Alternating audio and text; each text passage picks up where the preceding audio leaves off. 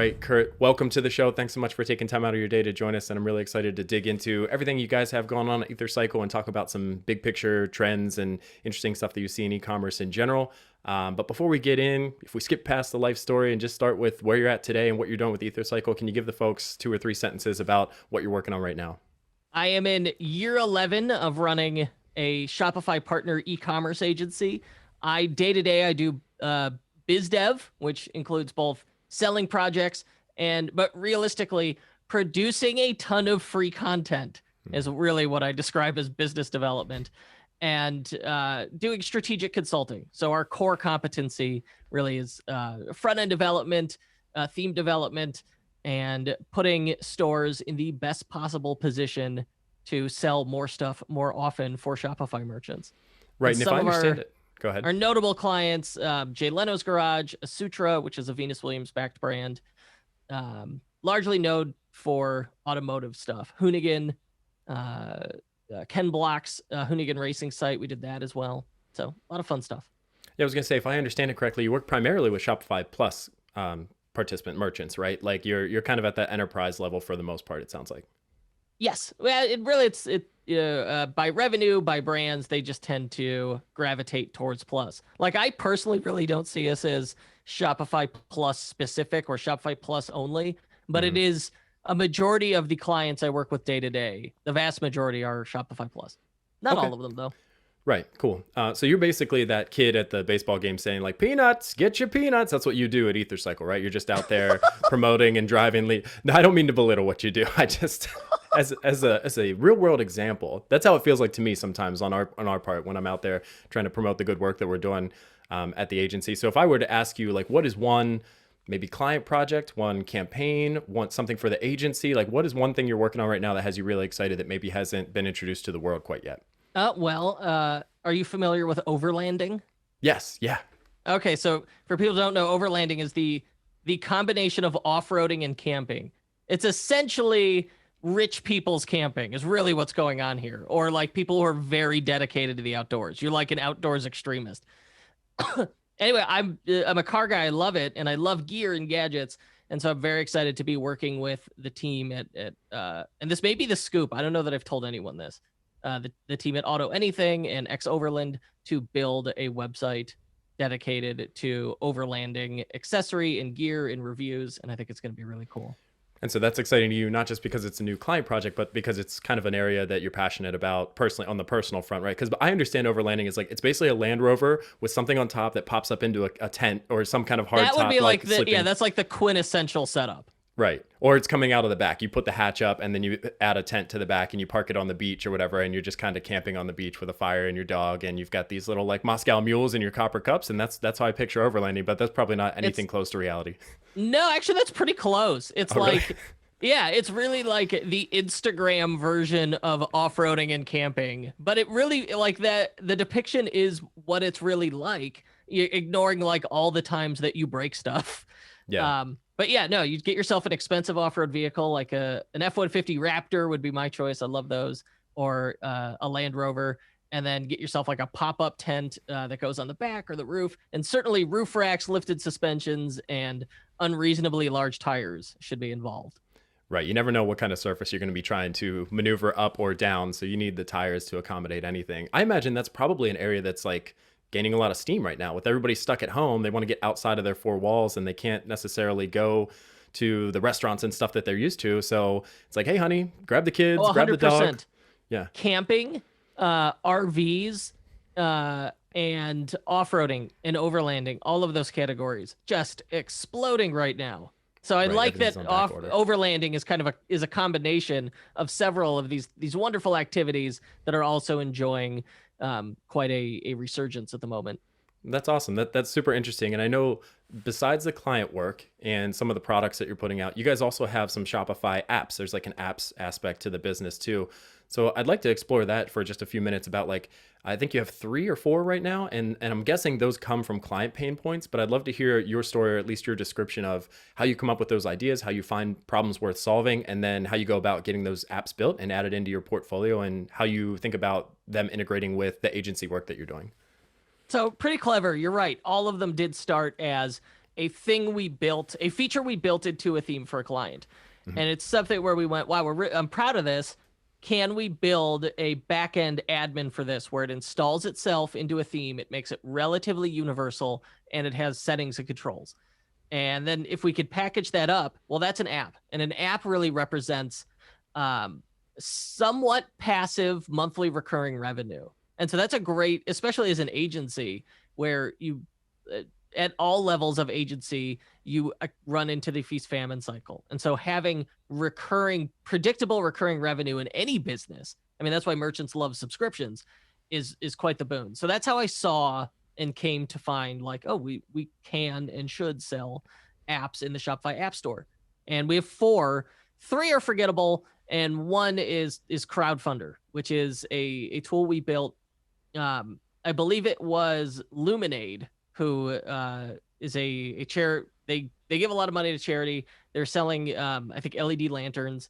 And they said, we essentially want a Kickstarter experience, but we want it on our website. We want to own it. We want to control it. Can this be done? And how can you do it without an app? It had to be built into a theme because we had time. Like, we were really constrained on time. I think we had like a week to do this. Oh, wow. And so we did it. We built the proof of concept in which like we tracked inventory on products with variants. And it was like, here's how many people have backed it. And really it was looking at the inventory level. Here's how much money was raised. And then here's like percentage goal and a countdown timer. The whole thing worked. I said, man, if we could build a back end for this, that's a really cool app. I think a lot of people could benefit from this thing. And sure enough, we were able to do it. And that app by itself has generated $120,000 for us. Wow. So that and there's really very little work involved in that. My wife does most of the support part-time. Like, most of it's just the same questions that are in the FAQ, but no one read it. So you just kind of copy and paste the answers. And then the other support requests are like, no, I can't add that feature. That's too crazy. Or, hey, our auto installer failed. That happens. I'll do it for you. So is it fairly limited in scope? Is it basically like a way to pre-sell a product, or does it also support the traditional Kickstarter model where it's like, if you back us at this amount, you get an additional incentive. If you do a higher amount, you get even more, can you do that kind of tiered incentivizing, or is it really pre-sale? You make that mistake, and everyone does this. So what you're describing is just variants. Make a variant option called backer level, and then in it, your backer levels are like, gold, silver, bronze. Right. And then say, all right, they're $150, $150, and then just describe in the damn product description what they get. You don't need any app for this at all. Yeah. And so you just do that and then but the missing piece is, all right, we need the social proof and we need the urgency. And that's what our app is adding back in. That critical element that you're missing. And it's doing it in a really simple, sane way where it's not going to chew through. It's not going to mess up your load time, and any developer could easily modify this thing if they wanted to. And at this point, the app's been around a few years, and we've seen people do some really creative stuff with it. And what's interesting is those are the people I never hear from, because they're confident in working with a theme and theme code, and they go easily find the app, figure out how it works, and then mess with it. I love it. Right. The support is the people who are like brand new. And they're like, how do I get this to work? So it's like, okay, you're early, let me help you out here. And so sometimes it's like kind of the hardest part is doing the support, and then within the support, empathizing in a way where like you don't want to talk over someone, or talk over someone's head, but you also don't want to condescend to them. So trying to figure out like where they are in their experience level or merchant journey, and then responding accordingly. That is like the weird, nuanced support skill I did not expect to have to develop. Yeah, I think empathy is one of those core skills that applies to all areas of your business, ideally, right? Like, and customer support is the most intuitive one, but even in marketing and stuff, the more you can put yourself in the shoes of the person you're talking to and try to communicate with them, using their perspective to inform like the recommendations you make or whatever, the better off you're going to be. It's interesting for me. Yeah. Go ahead. I didn't learn empathy until probably about 5 years ago. For me, empathy was a learned skill. I didn't have it. I went to therapy and had to figure it out. I'm an only child. I'm a third generation of only children. And I was many years ago disowned by my parents. making me effectively an orphan. And my mother was very likely a little strange. And so I literally had to learn empathy, and I did it through therapy. So for me, it's like empathy literally is a learned skill. And so it's something I practice. And in many ways, I think that my relationship with it is a little different. Um, it's more active, but then at the same time, occasionally I just make like really obvious mistakes that other people wouldn't. Wow, that's super interesting. And I guess as somebody who is a self-proclaimed like extrovert, I'm a marketing guy, like that comes naturally to me. It never crossed my mind that that would have to be. I know some people don't always take time to empathize with the other person when they're interacting with them, right? Like we're so wrapped up in our own day-to-day experience that we forget to pause and think about what might be going on in the other person's life. But as far as like it not being a native skill at all and something that you effectively have to get taught to you, like riding a bike or something like that, that never crossed my mind. So, I mean, I'm sorry to hear about your experience. I know that adversity oftentimes makes us stronger. It makes us better off in the long run. And I'm sure that's the case with you. But yeah, No, that's to be so clear, interesting. like I don't regret any of it. It made me like now I'm in a tremendously fortunate position that I'm very grateful for. And it just the events that made me, I can't look at them and go like I wish none of that happened, because then I'd be trading places with someone else. Like I would no longer be me, and I'm Right. extremely happy with where I am right now and Yeah. who I am. I mean, let's talk about that a little bit because like where you're at right now is, I saw your face for the longest time on the Shopify partners marketing site, right? Like you were in the hero section, big and bold, sitting right Game there in the hero, changer. right? And so I'm sure that that's been a great source of new business for you. But what I want to talk about, I guess, is I bet that and the podcast that you're doing and all these other info products that you're putting out and stuff like that, that puts you in close and frequent interaction with early stage e-commerce entrepreneurs, I would think, right? So like some of those nascent brands, just kind of getting off the ground, trying to get to their first million. And I'm curious, like, assuming that's correct and assuming you do interact with these folks and not just the Jay Lenos of the world, what is some advice that you find yourself repeating over and over again to those folks who are just getting started out and trying to like climb the hill to get to a point where, their business is stable and self-sustaining and stuff like that? Those early stages can be the hardest sometimes. And I'm curious what advice you repeat over and over to those folks.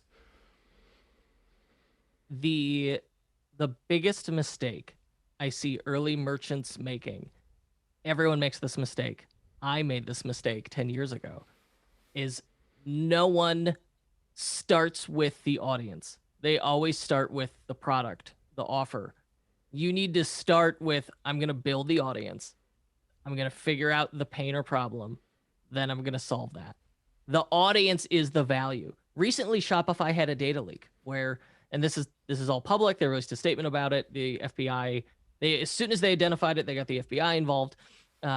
Shopify support people, and I don't know if they were employees or contractors, exported the customer data from some of the largest stores. Why would they do that? Why would they risk their jobs, risk their freedom to get the customer data? Because the list, the customer is the value. It is the business. In an online business, that is your core asset. That is the thing. That's what costs you the most time, money, and resources to get. Not the product development, not the marketing that went into launching a product, getting the audience, right? Mm-hmm. That's the real value. And if you underestimate that at all, you're just slowing down how long it's going to take you. As soon as when you figure it out and accept it, life becomes much easier.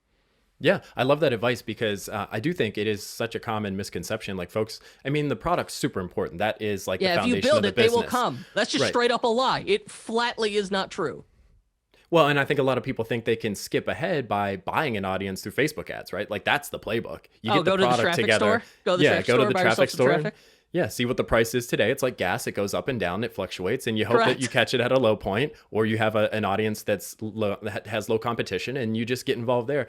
But I think maybe a better example would be like Pat Flynn, who started with an audience through smart passive income, saw an opportunity in the market, created a product called SwitchPod, which is like this little tripod that you can put your camera on and it folds up and becomes like a vlogging handle, basically like a selfie stick. And he had the audience, launched the product, and I have no reason to believe it's not doing fabulously well. And so maybe that would be a good example of what you're recommending, which is like start with the blog, start with the podcast, build your audience, find the problem that the audience has, and then build a product to solve that and sell that. Ideally, yeah. And like you want the overlap of this is a thing I'm passionate about. Like this is I have a core interest, and this is what I can write about, or like what I think there's an audience for. Or I have some unfair advantage where I'm like I already start to have access to maybe an existing audience. And so that really, like, that's what you want, because that innate love and enthusiasm for whatever your niche is what's going to drive you. So for me, I have been interested and enamored by entrepreneurship since I was a teenager. And so our show is really, my content and my podcast is about celebrating entrepreneurs and enabling entrepreneurs. And I also have been doing, I love eBay. I have a 1,400 rating on eBay. I started on eBay 20 years ago. So wow. The way I see it, I have been working in e-commerce for nearly all of my adult life.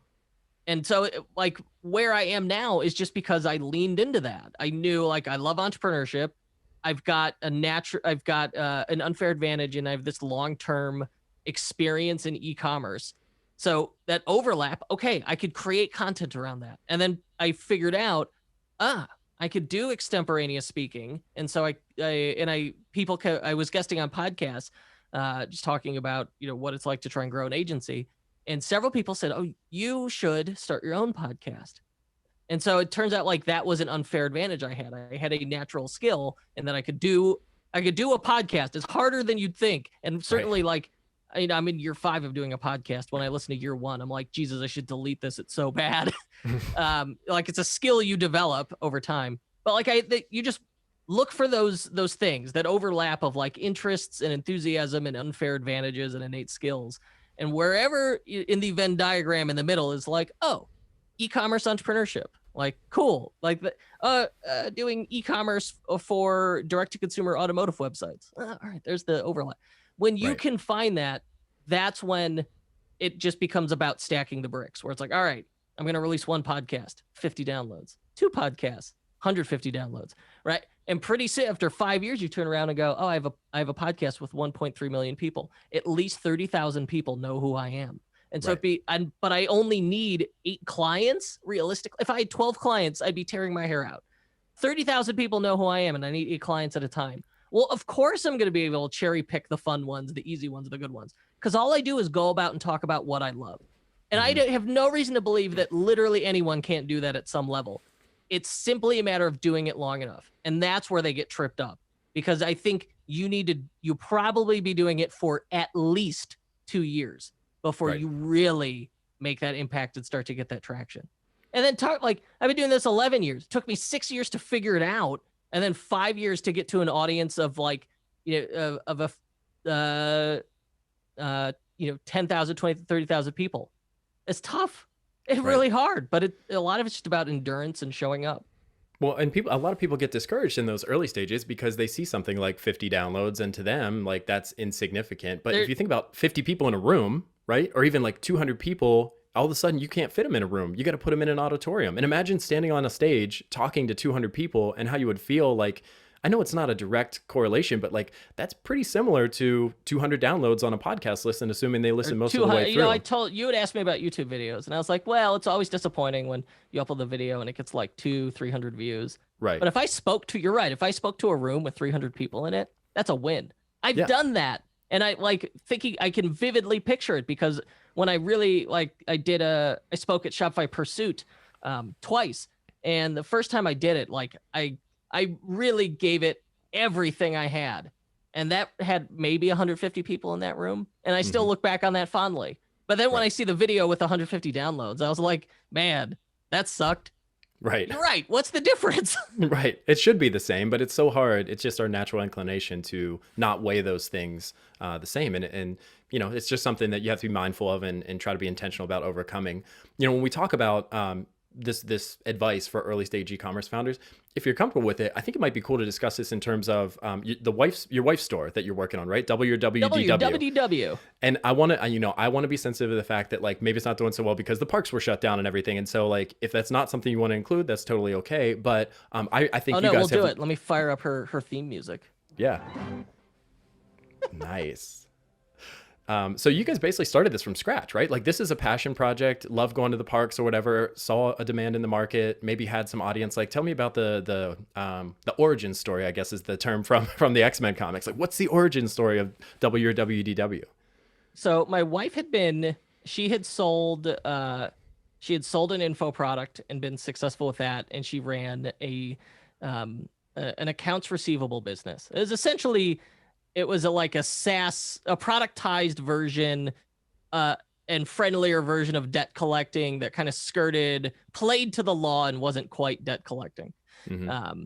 And it was very successful enough that she quit her job, and she hated it, absolutely hated it.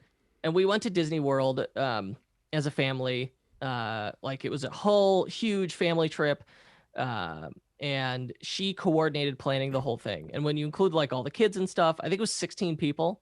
And none of them like were particularly enthusiastic about planning for Disney World, where she loved it. So she had put together all this info on it. And I said, man, like you got to put that in an email, like try and sort it into an email. So she did that. And I said, wait, once you got that, what, like I had other people would pop up and I could see they were talking about going to Disney World. I said, man, are you going for the first time? Oh yeah. Oh, my wife's, because she planned for a year. And so during this time, I'm like, well, my wife put together all this info. Why don't, can I send it to you? And I'd copy and paste it forward to them. And then it's like, what are we doing? I said, you should turn this into an ebook. And so we're at the park. And I remember we were staying at Port Orleans and we're walking over the river. And she said, I'm going to turn this into a business. But we didn't know what it would look like. Right. And so, but she immediately, like we figured out the domain name, we put up the site. She spent 2 weeks just crafting articles, just creating a ton of content to launch with. Put that up, then like turned around, almost immediately started a podcast, started a YouTube channel, started producing videos, and started a Facebook, like just started with the audience. And then we're like, well, how do we monetize it? So she had an ebook, she had a guide that she was selling, and she was selling. Then we started adding t-shirts that were print on demand, and we added affiliate stuff in like to a travel agent, to like a whole bunch of, added so many revenue channels just to see which is the one that's going to stick. And it was all done at this, like we launched with a ton of content and a complete brand, and we made it very personal. Like the site loads with her face to camera talking, and talking about her experience. Like, I'm a mom, I wanted to get the most out of the trip. And it's all specific, like niche to park planning content, and adjusting it. Finally, it was making money this year or last year, and then into this year. And by the end of this year, it was going to make real money. And then a pandemic hit, and right. Travel disappeared, and all the parks closed. And really, like it decimated her business. And it's been extremely difficult. It's been depressing when you're so close to success, and then to have it, just go, well, you got to put it on pause for a few months. You got to put it on pause for a year. And now it's like, well, you're probably going to put it on pause for about 2 years, realistically. Right. That sucks. Well, I think it's important to tell those stories, right? Because most podcasts focus on success stories, and they might talk about yes. like a little adversity along the way, but to have that kind of dramatic, decimation really of the business, just as it was about to get some traction, is important to share, because that's a fact of life, right? And the goal of our conversation today, and most of the conversations we have, is like, how do you either avoid that, or how do you push through it and come out better on the other side? And like, what I love about the story you just told, tying back to talking about starting with the audience and not the product, is like with Walt Disney World, the audience is there. There is a massive population of raving fans of Disney World and all the parks and the characters and everything associated with that. And what I heard in your story is she had a product, and the market was essentially pulling that from her. Like they were reaching out and grabbing for it, and she just had to find the right way to package it up and present it to them. Whereas yes. A lot of people, I think, start with the product and they try to force it upon the market, thinking that everybody else's experience is just like theirs. They have the same problems as theirs. And it's like, if you don't start with the customer research, or if it doesn't already exist, like it's kind of well known that it's out there, then I think you're going to stumble a little bit, because you don't know for sure that there's enough demand to really build a business on top of. Here's a great question I like to ask people. I go, tell me about your customer. And they tell me. I say, how do you know that? They say, we just know. I say, have you ever interviewed one of your customers? No. Have you ever surveyed one of your customers? No. So that's really what you think you know about your customers is actually a best guess, isn't it? You've really just kind of stumbled upon success unknowingly. You have no idea who's buying your product or why, do you? And then Right. they're like, Or uh-oh. what's As even the worse light is bulb clicks. what's even worse is they go, I know because I am my customer. Like I'm scratching my own No! itch. And it's like, well, yeah, sure, I guess, but you're just one person, right? And there are, Start. It's yeah, a good, it's a decent way to start. Like right, often the entrepreneur stories I hear very much are almost always I had a pain or problem in my life. I researched the solutions, they all sucked, and then I asked myself, why not me? That's like yeah, the first critical question that gets you hmm started as an entrepreneur. Because so much about life, especially American life, if you've gone through uh, American public schools instead of like a Montessori school, is you're waiting for permission for everything. They beat that into you so that you'd be a good factory worker. And so you got to unlearn that shit. You ask yourself, why not me? A lot of what I do is just give people permission to go do the thing they want to do anyway. So right, if you can gain that, and then you have this pain or problem in your own life, and then go, well, you know what? All the solutions suck. I could make a better one. Why not? That's where you see the successful person who's like, I was my own first customer. But there's also, in that scenario, you're really like when we're doing those interviews, it's confirmation bias. The people who tried and failed aren't going to be like, oh, let's do an interview about it. right, yeah, Right. You only hear from the successful people. So you've got like success bias there as well, where like I survived it, therefore, or survivorship bias, where hmm like this worked for me, therefore it'll work for everybody. So, take it with a grain of salt. But no risk, no reward. I for don't know where I sure. was going with that. That's all right. It's all right. I think, it's a good opportunity for a transition then, because I want to know. So everybody has you on their show to talk about conversion rate optimization because you do all the teardowns, or they want to talk about marketing like we just did. What's one subject that you maybe don't get asked about a lot, or you don't get the opportunity to talk about a lot related to running an e-commerce business, that maybe you'd like to take a few minutes to get into here, give you the opportunity to open the floor? Did I tell you what I thought was a good question for that in Slack yesterday? I Or a good hope not, answer because for if you that? did, then I didn't. Then I didn't get it. I know I had one that I was like, oh, we'll do this. Here, let me pull it up. I'll try to find it. Double check it. Um, let's see. Yeah, let me see, because I was gonna do the audience building, but that's no way. Okay, wait, no, I think I got one. and of course we can skip it if you want. Let's see. No, we did the handbook and then the page speed question, which we're going to get to. Okay, you know what? I think I'll do self-care, mental health. Okay, yeah, awesome. We don't hear a ton about it. It's all like hustle and grind. I'm just Right. gonna go on a rant about hustle and grind. Sure. You want me to pitch the question again? Yeah, just start from the top. Sure. All right, so maybe that's a good opportunity for a transition here, because I know you appear on a lot of podcasts. You used to go do a lot of conference talks back when that was a thing, and I'm guessing most people want to talk to you about marketing or CRO because of the work that you put out there publicly. But I'm curious, is there a topic around e-commerce or running an e-commerce business that you don't get asked about a lot, or you don't have the opportunity to speak about a lot, that you'd like to take a few minutes here if we open the floor to share with the listeners? Okay. Well, the thing we always hear about is like success and hustle and grind and I'll sleep when I'm dead. Like that just utterly absurd hashtag girl boss nonsense from Instagram. That it's important in that it's meant to motivate people, but I think long term it sends the wrong message, and it presents self-care as weakness. And so like, yeah, the excitement and the enthusiasm of building the business is really the hustle. That's what lets you grind through in the early days. But eventually you need to take some time for yourself. It is not sustainable long term. Like your brain is not a gas motor. You can't just keep dumping gas into it and hoping it keeps going. At some point, their maintenance is required of a human life. So I believe in self-care strongly. And I've already admitted that until 2015, I did not have my motion chip installed. And so I think we may as well stick with some of the mental health talk here. But ultimately, I think entrepreneurs can have a tendency to be incredibly hard on themselves. One of the most powerful things my therapist ever told me was, and I'll never forget it, was, Kurt, you're too hard on yourself. I was like, what? I am? And that was one of those permission moments where she had just given me permission to not be so hard on myself, where I was like always beating myself up about essentially steadily building a successful business, not fast enough. That's crazy. I got to where I wanted to go. I just was mad that I wasn't getting there fast enough. And I think a lot of people are in that position where they're getting down on themselves for no reason. And when you beat yourself up like that, you're not going to go any faster, and you're not going to be any happier, and you're not going to be any more fun to be around. So taking a break, appreciating the journey, appreciating where you are, engaging in self-care. And I think that looks different for everybody. For me, it was like, all right, I'm going to go to therapy, and then I'm going to get a recreational medical marijuana card. That sort of thing. Like whatever, it's different for everyone. I'm going to go fly my drone, ride my bike. Like that's the stuff I like to do. But taking time out for yourself and then not beating yourself up about your successful business not being successful enough, or your early stage business, where like just count your wins, celebrate your wins. And I wish more people talked about and acknowledged that, because on shows like mine and others, all we do is hold up these wildly successful outliers.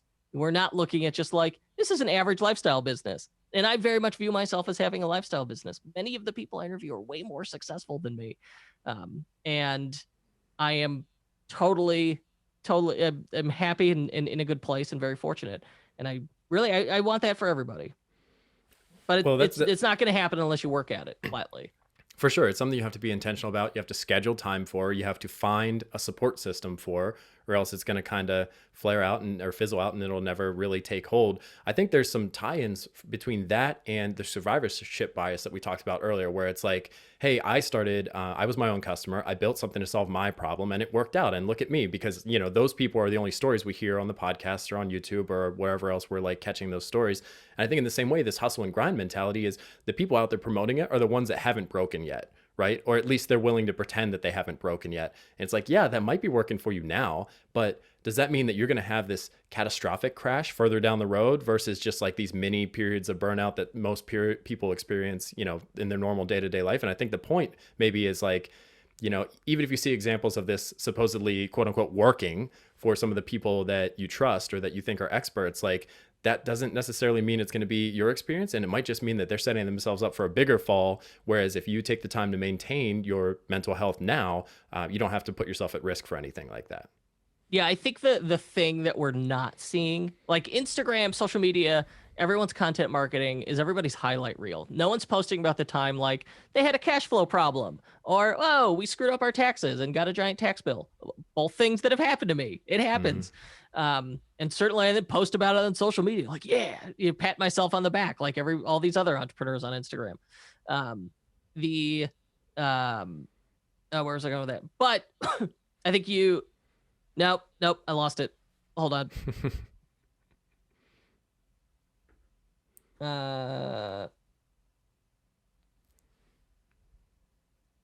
Okay, no. So yesterday I talked to a huge person in the e-commerce space, like just someone with a big audience that everybody looks up to, who has an 8-figure business, really quite tremendous. And he's like talking about how tired he was and how burned out he was, because it happens to everybody. They just don't talk about it online. Everyone at all levels and all stages of business will at some point will just run themselves too hard, and they need to take a break.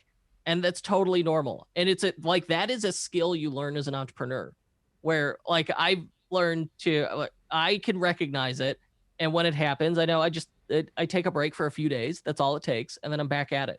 Because when you're able to recognize it early, and you know what to do about it. It's much easier to get past it. Yeah. And it can be hard because you presumably you've built up some momentum. Business is going pretty well because you're working so hard on it. And you're like, if I take time off now, I'm going to lose all of that.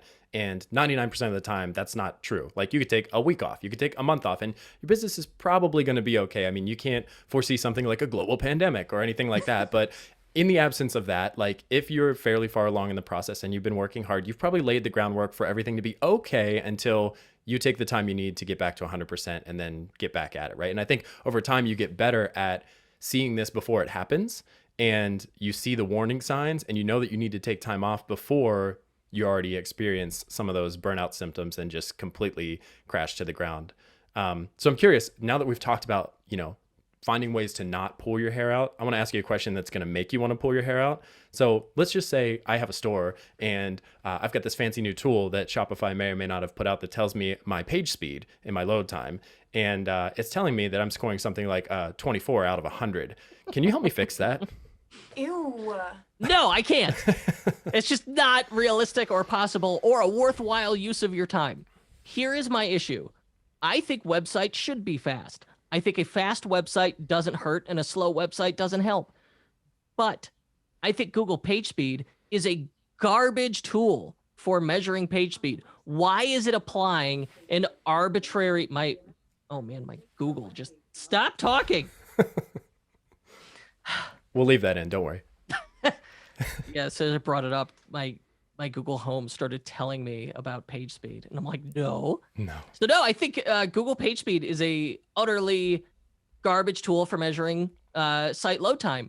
And my reason for that is it's assigning a largely arbitrary letter score to a website and it's doing it across all sites and treating them all the same, when that just is not practical or reasonable. And I found it baffling that Shopify, when they said, hey, we're building our own performance tool, I was thrilled. I said, great. Performance is important and Google PageSpeed is a lousy measure. So please give me a sane metric. Give me a sane tool for this. And instead, it's just Google PageSpeed inside the Shopify admin. Right. I truly was disappointed by that, but it's not like it's set in stone. Certainly they could change it in the future. I hope they do. I heard a rumor from one person who knew a guy that said they were talking that probably, maybe it's a rumor. I hope so. But like what's so silly about it is if I want to know the performance of a website in any web browser or with any number of tools, I can determine what is the size of the page and how long did it take to load and render. I had sane metrics for this. If you said, Kurt, how fast is your car? I would say, well, it does 0 to 60 in 3.9 seconds. I wouldn't be like, oh, well, on the Motor Trend quickness performance report, it scores a 66 out of 100 on highways and a 34 out of 100 on overland streets. Like, what in the hell did you just say to me? But That's what Google PageSpeed is. We reinvented a metric for a thing that we had a perfectly sane and legitimate and reasonable metric, right? And so when you attach a letter score to it, merchants just see that and go, oh my God, I'm getting a D-. And they freak. And I don't blame them. And so they tear their hair out and it gives them anxiety. And it's quite disturbing when then you hear these stories, oh, they're going to make that a ranking factor. You're going to lose all your organic traffic. No, they're really not. All right. And some neckbeard told you that, but it's not true. And somebody who just wanted to drive clicks to a blog for their own stupid business told you that. And it just isn't true. The reality is every query on Google is a question. You're asking a question, and every search result on Google is an answer. And Google just wants to give you the right answer for the question. And what they're going to do is they're going to use PageSpeed as a way to decide if two things were going to take the same spot. The one that has the faster result is going to go in slot 1, and then the other one will go in slot 2. That's fine. That is not the end of the world. It really isn't. And a lot of the recommendations that Google PageSpeed make are maddening and just make for websites and Shopify stores that are incredibly difficult to maintain and prone to breaking. So yeah, and so it sounds like a case of the intent was right, the execution was poor, right? But the fact of the matter is your site could be loading slow, but we shouldn't rely on that score in isolation as an indication of how well your site is performing. What would you recommend instead? You load it on your own phone or computer. Like, were you able to do it? Was it slow? Are you still getting orders? Well, gee, you're getting a 12 out of 100 on PageSpeed. I have clients who are getting 12 out of 100 on PageSpeed and are doing $1 million a month. Oh, what? How's that possible? They're getting an F on PageSpeed in their $1 million a month business. Stupid. And I think I saw somebody with like a sterile template right out of the gate, like a basic template that got less than 50, like 35 out of 100. And it's like, well, it has no plugins. Yeah, 35 out of 100 is about as good as it gets on Shopify. Yeah, that's crazy. So would somebody throw it into, like, aside from loading it on their phone, like, would somebody throw something into like a GT metrics and use that as a more reliable indicator and then try to figure out the problems from that? Or like, what do you recommend? I mean, honestly, you could just use the web browser. I just use the network. It's the network tools in any web browser will tell you here's the page size and the load time. If I'm not using that, or I want like a more like a third-party independent metric where I could keep retesting. Like I have gigabit internet at home, and all our phones are LTE. Like everything is going to load super fast unless I'm in a rural area or I'm stuck in an elevator shaft, which is actually one of the ways I test for performance issues on sites that are too huge. I'm like, what if it's JavaScript's loading in incorrect order? I will go stand near our elevators in our office building because I get poor signal. That's quite a trick. Anyway, no, rule of thumb, like if the site is 5 megs or less, it's fine. If you can get it to 2.5 megs or less, it's fast. Yeah. If it's over 5, you probably you did something dumb. Like you put up images that are too big. There's a bunch of apps you uninstalled that are still loading. Like honestly, that's the rule of thumb. It's totally fine. And then on the time, if it loads in like less than 3 seconds, that's awesome. No one's gonna think twice about it. Yeah. Yeah, it's like imperceivable, right, to the human eye or whatever. Like it's not slow enough for anybody to notice. And I think like 90% of the time, this isn't my area of expertise, but 90% of the time when I see people talking about page speed, the consultant or the agency that fixed it for them, they said, I compressed images and I removed like latent code from apps that were uninstalled that was still running in the background or something like that. And like, if your site's slow, do those two things. Every damn time. Yeah. Yeah. So there you go. And go ahead. If you want to take that as a consultant and charge 10 grand for it, go ahead. Because people will probably pay it because they're freaking out about their scores. Just don't tie it back to there are predatory people who will do that. Yeah. Okay, cool. So I want to switch gears yet again and have a fun question for you. So we're all locked up inside for the most part. We can get out a little bit more now than we could. Oh, jeez, Rick. Yeah, it's terrible. But I know you've made a couple of impulse buys. Like you're a little click happy over there, shopping around. And so I want to know 2 things. One, what is the coolest or most fun product that you bought while in quarantine or whatever you want to call this like intermediate phase that we're in right now? And secondarily, maybe they're the same thing. What is the purchasing experience that was the most enjoyable? So if we were going to nerd out on user experience or like something that you do professionally, what was the best purchase from that perspective? So a twofold question there.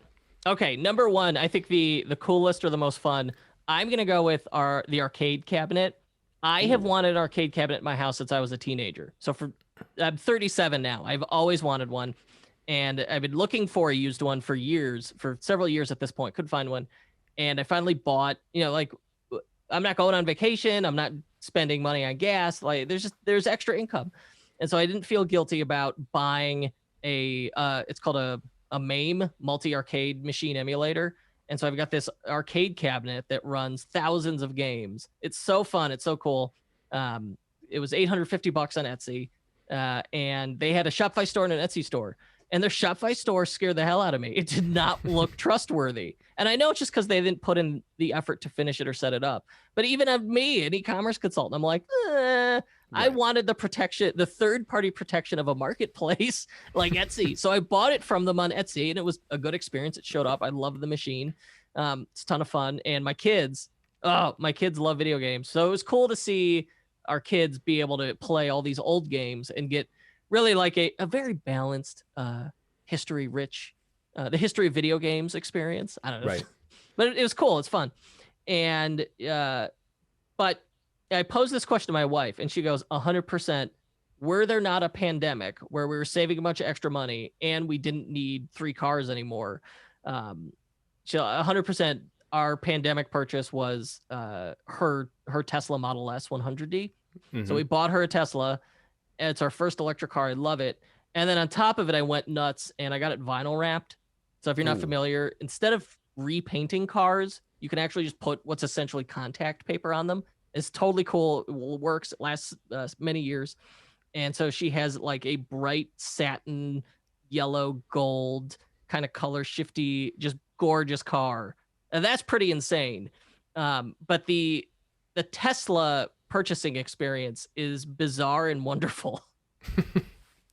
That's an interesting it's an online purchase. You don't, when you buy from them, you just go like, here's their used inventory. They've got filters. You filter down to what I bought a used one. I'm not crazy. Yeah. And before everybody was like, this dude's a baller. No, I bought a 3-year-old Tesla off lease. And so you filter it, but to get exactly what you want. And they're like, here it is. Here's the price. And then you just click buy, pay a deposit right there. And then later they're like, okay, the car's moving. You're going to be able to pick it up in a couple days. ACH us the down payment, set up or ACH the whole payment and then finance. Like you literally do the entire thing through a website, and then they text you. They don't even call you. They text. It's like the entire thing was built for introverted millennial weirdos, like myself. And so they text you. Just go to either they deliver it to your house or either go to a local dealership. And then when you show up, a guy wearing a mask says, "Hey, the paper's in the car," with a pen. Go sign it and bring it back to me. And then that's it. You just leave. Wow. Yeah. It's funny that that's the part that has to be analog, right? Like they don't have you sign an iPad or I don't know, Yeah, do a I'm retina sure they could scan have or done anything like crazy. DocuSign. That like just text me a link to sign. Yeah. But no, you're right. Yeah, it's a good point. I didn't think of that. I mean, Yeah, it was still a wedding signature. Like if anybody can buy a vehicle online through e-commerce, then whatever anybody else is working on, like you can make it happen, right? Like how hard can it be? Maybe the only caveat to that is like drugs and alcohol. You don't want to sell those online, at least. Oh no, Sierra Nevada Brewing is one of my clients. And oh really? Because of the pandemic, a lot of those state regulations were relaxed, and now it is much more practical and reasonable to ship alcohol across states. Wow. Yeah. I used to do some consulting for like a subscription of the month, a box of the month kind of subscription for high-end spirits. And liquor is totally different than beer, or at least it was when I was working on it. But like you would run into volume issues. So it was like we couldn't be too successful because we couldn't ship more than a certain amount to Idaho, or we'd get dinged and they'd like reduce our shipping partners like license, or they'd put them on pause for 30 days. So it was like alcohol is just so weird, you know. All those things that have like vice taxes around them, governments really want to keep a tight hold on it. I've noticed. So it's like it's kind of crazy. But yeah, that's an interesting experience. So the Tesla thing, and then the arcade I love because like I was fortunate enough to have a single video poker machine when I was growing up, and I thought that was the greatest. You know, I'm standing there on my stool because I'm not tall enough to actually reach it. Yeah, we have the stools. Yeah, and then I had to hit the button to like bet and everything. Like my dad taught me the whole concept of like Texas Hold'em, and so because it was all just fake money, like he would open the door and there was a little switch you could hit to add more credits, and so it was all fake money or whatever. And yeah, I just remember playing that all the time, especially on Christmas when the family was over and it was like so boring. Like I just wanted to check out, and I'd go over there and just play video poker all night. And so fond memories about that. But I can't imagine having thousands of games in a single unit available to you at any time. Like how do you get any work done? I know the quarter door or credit switch you're talking about. Yeah, it's like a little wire. Ours was not was intended for home use. It was not like an actual. It looks like an arcade machine. It was built for home use, and that I can't leave well enough alone. I bought the real coin doors, like so it's like two slots to put quarters in from an actual arcade machine vendor. Installed it in the front of this machine. It lights up. It works, and wired it to what were previously coin buttons. So if you want to, you can actually put quarters in it, and then I turned it into teaching mode and I showed my kids how it works. And you open it up and you have this little micro switch that the quarter hits. That's awesome. Well, that's how you justify spending the money to wire all that up is you're like, honey, I'm going to teach the kids all about it. I'm going to tell them exactly how it works. Well, that wasn't the hard part. It was like $50 for everything to do the coin door. It was everything else. Yeah. So it was easy to justify that with like a 2-minute, hey guys, check this out. Yeah. Then you got to give them the old, hey, it retains its resale value really well. Like if we want to move this thing in like 5 years, it's going to be fantastic. Okay, so I got one more fun question. I do, because of my stringent eBay experience, I often justify things that way. Yeah, that makes sense. Because you're basically like Gary Vee, right? You're out there, you're not the hustle and grind mentality, but you're both on eBay just trying to flip stuff. Are you going to like Target and hitting up the clearance aisle? Yes. Oh, I buy, I love sneaker drops, but the majority of the time I don't keep them. I never wear them, and I wait several months and then I flip them in eBay, often for like several $100s profit.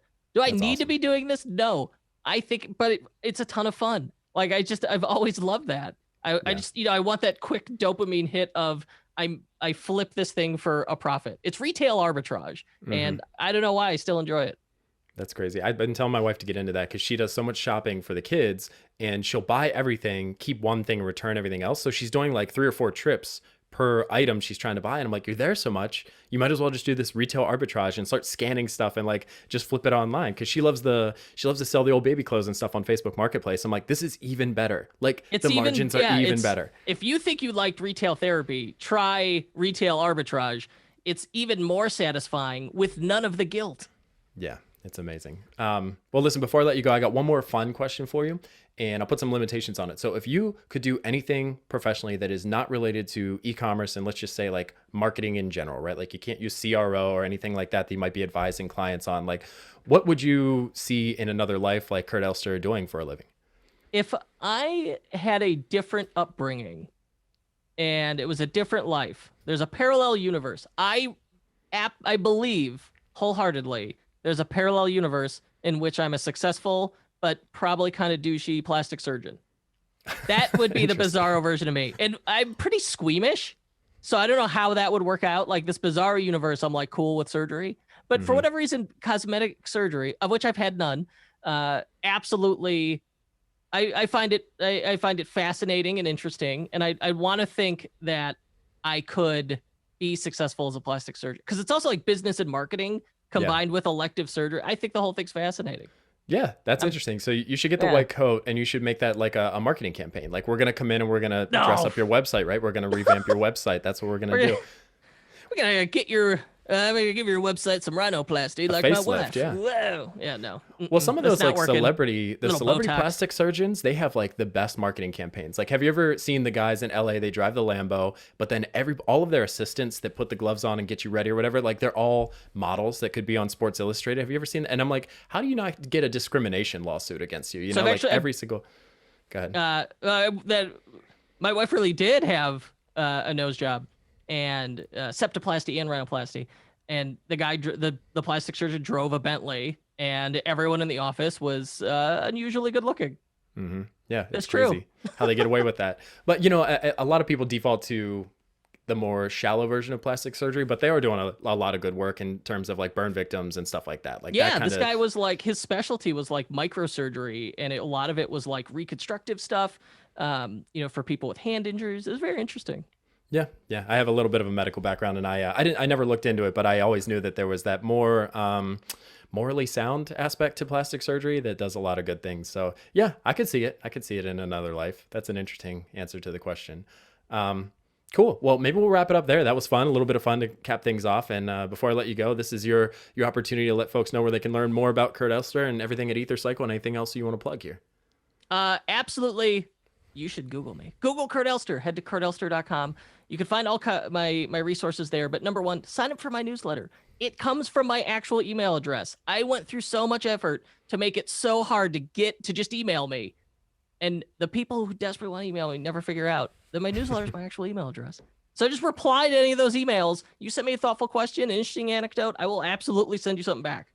You took one of my best hacks, because I subscribe to so many newsletters and I filter them into folders, but people are like, how do you filter through all that noise? I'm like, you don't understand. I do it just so that when I need to talk to that person, I hit reply and I either get them or their assistant. And if I have a decent enough cold outreach email, it gets forwarded on and I get to talk to that person. That's always been one of my life hacks. If anybody asks, is like, that's how I get in touch with people who are above my station, for lack of a better term. And it's because they care about what their newsletter subscribers are thinking and saying, and they want to form relationships there. And if I'm naturally one of them and I reach out and I just happen to present them with an opportunity to come on the show or something like that, I've gotten a really good response rate from that. So yeah, that's a great life hack. Yeah, I'm open. Like, that's the way I want it to work. Yeah. And the people figured out, like, okay, they get free advice from me. Yeah, just use it responsibly, folks. Don't abuse it. All right, Kurt. Well, thank you so much for coming on the show. I really appreciate it. Had a lot of fun hearing your life story, and we went on a bunch of tangents, but I think there's a common thread in there, and some folks got some really good advice. If nothing else, they know that page speed is just a manufactured illusion, and we don't need to pay any attention to it unless it comes from a reputable source. All right. Well, thank you for having me. It's been my honor and pleasure. I got a hard stop 2 minutes ago, so I got to get out of here. Sorry about that. Yes, sir. We'll talk to you soon. Yeah.